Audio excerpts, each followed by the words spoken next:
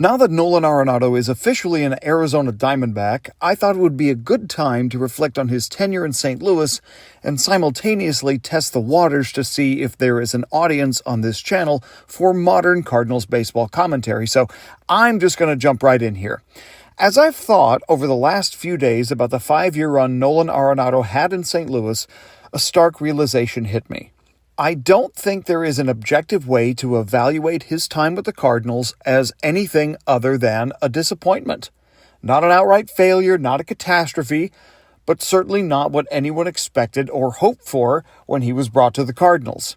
Keep in mind, I'm not claiming every moment or season Arenado had here was awful, because that clearly would not be true. He was often a delight to watch wearing the birds on the bat. I'm talking about the Arenado era in its totality, the entire 5-year period viewed as a whole, because during that stretch, the team on the field did not fulfill expectations, ownership and the front office did not give the roster proper support, and Nolan himself did not consistently produce at the level we were expecting. Let's take a look at all three of those things individually.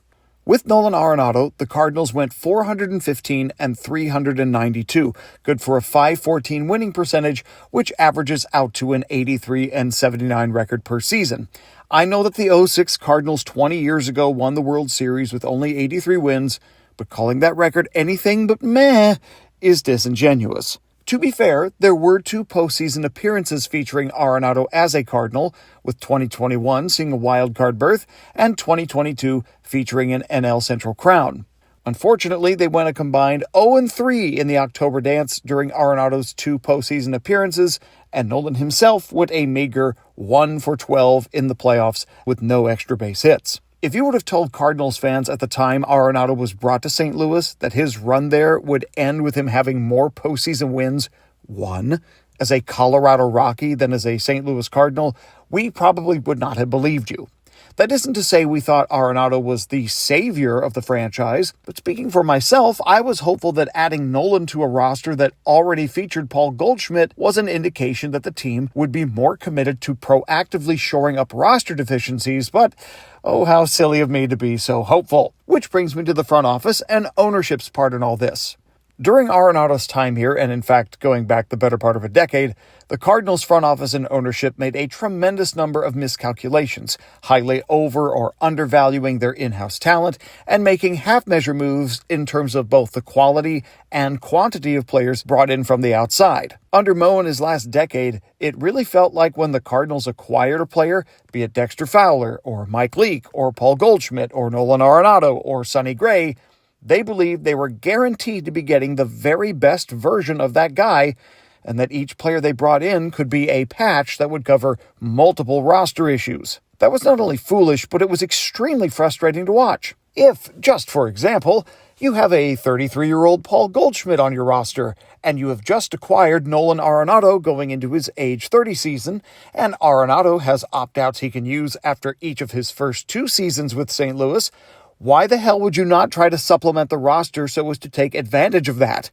Even if Arenado stayed the full term, both he and Goldschmidt were at the end of the prime of their careers. And yes, I said the end of their prime because the steroid era is over and guys do not get better the deeper into their 30s they get anymore. It is damn near a criminal offense to not boost the talent pool, especially on the pitching side, around those 2 with those parameters being in place.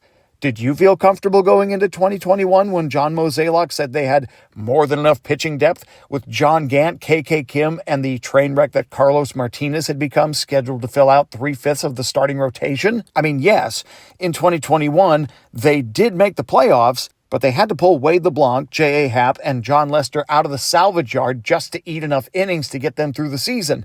And then, with the team only 2 games over 500 in mid-September, they went on what can only be described as a fluke 17-game winning streak that carried them into the wildcard game. So yeah, technically the end result that year was them making the playoffs, but I don't know how you doff your cap to an ownership and front office group that had to scramble to cover their missteps and then got lucky. Going into 22, they needed at least 2 established quality starters, and at least one of those needed to be a top-flight arm, and they ended up signing middle to back end of the rotation guy Steven Matz and nothing else. Great. At the end of July that year, the Cardinals were not in playoff position, and once again found themselves in need of pitching. What a shocker. So they traded for Jose Quintana and Chris Stratton and Jordan Montgomery to shore up their cast of arms, and having to fix issues mid-season that they should have done a better job of fixing the previous winter 2 years in a row is not an ideal look. Don't misunderstand me. 2022 was an incredible season. Those in-season moves absolutely worked. The Cardinals won the NL Central. Goldschmidt won the NL MVP, although he did not hit it all after mid-August. Wainwright and Molina set the record for the most games started by a battery. Albert Pujols found the fountain of youth and hit his 700th career home run. But the team was not fully fleshed out going into the season yet again. And when they made the playoffs, they got bounced in the first round. Again.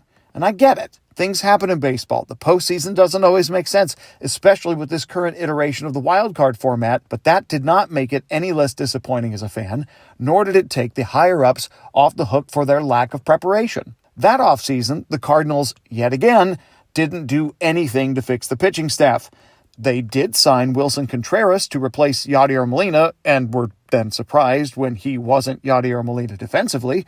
They also did nothing to replace the loss of the retired Albert Pujols, which was a much bigger misstep than they anticipated. As a result, the team sputtered badly, finishing 20 games below 500 in 2023 and selling off parts at the trading deadline. During the 23-24 offseason, the front office finally did something to address the starting rotation, albeit with 2 stopgaps and a guy that was never going to be as good as he had just been the previous year, and the end result was that they finished 2024 an unexciting 4 games over 500. Heading into last year, the Cardinals announced that trading Nolan Arenado was their first, second, and third top priorities, and then they failed to do so. Now, to be fair, Nolan did reject a trade to Houston, who had just traded Kyle Tucker to the Cubs, and in hindsight, I wonder if Arenado wishes he had taken that trade, but either way, it's really awkward to announce moving a guy is your number one offseason goal, and then have that player come to spring training with your team.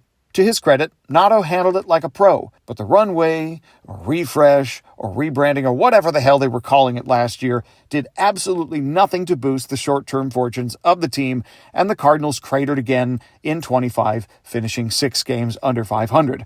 Not exactly the most stellar stretch by Mo and Co., if you ask me. I understood some of what they were trying to do over the last 5 years, but so much of it felt like they just assumed that because they're the Cardinals, things were going to be fine. And when they weren't, they were left with their dicks out in the wind without the slightest idea of how to pull them back into their pants. So if the team didn't perform well as a whole, and if that's largely because the front office failed, what is Nolan Arenado's part in all this? I'm glad you asked. In his first season with the Cardinals, Nolan Arenado hit 34 homers, played great defense, and put up 4.3 WAR. While that production was a couple of ticks below where his numbers had been his last half dozen or so full seasons with Colorado, it was still really, really good.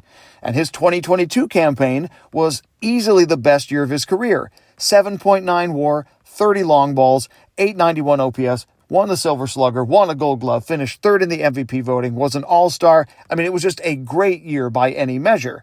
And through his first 2 seasons as a Cardinal, he averaged 6.1 WAR per season.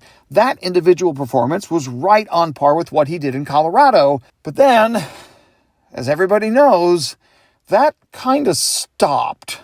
Okay, not kind of. It just stopped.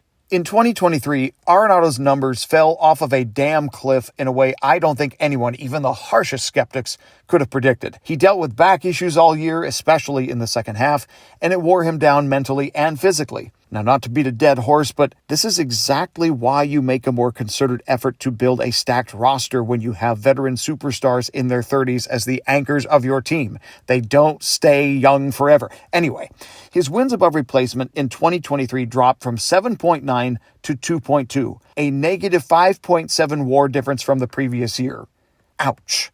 He improved ever so marginally to 2.5 WAR in 2024 before falling to 1.3 WAR in only 107 games this last season. His 2 most recent seasons saw his power numbers take a massive hit, and his defense, while still better than average, dropped below where we've come to expect him to be at.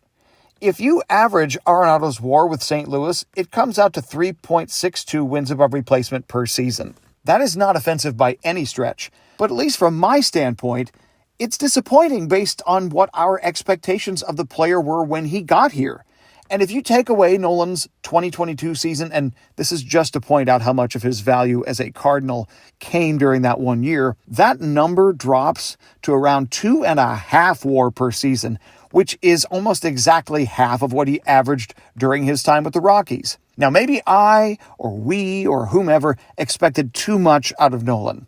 Maybe he was more of a product of Coors Field offensively than we thought, or maybe he was a guy that had a really good year, a great year, and then saw the undefeated Father Time arrive to whip his ass a little sooner than everybody anticipated.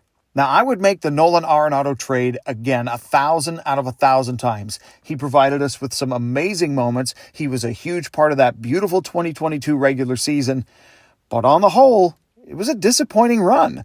Going back to 22 for just a moment, I was at that wild card series against the Phillies. While leaving the ballpark with one of my brothers following that limp-dicked Game 2 performance, I said that I thought Arenado should use the final opt-out of his deal with the Cardinals and leave the final 5 years of his contract on the table. My brother thought I was crazy, but I thought it made all the sense in the world to end the relationship right there.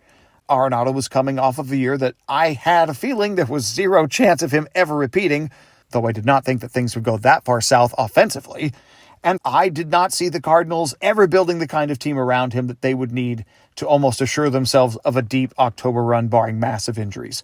Nato has never been shy about his desire to one day play for the Dodgers, and coming off of a career year that coincided with longtime Dodgers third baseman Justin Turner headed to free agency, well, if he would have opted out, it's entirely possible he might have gotten his wish. Sadly for both sides, and I feel much worse for Arenado than I do for the Cardinals, he stayed, and, well, yeah. So that's all I've got. Please let me know what you think of this video. Am I right? Am I wrong? Somewhere in the middle? Do you want more content like this? Your input, negative, positive, indifferent, whatever, is highly appreciated. I hope everyone is doing well. Spring training will be here before you know it, and so will this really disappointing season of Cardinals baseball. Thanks for watching.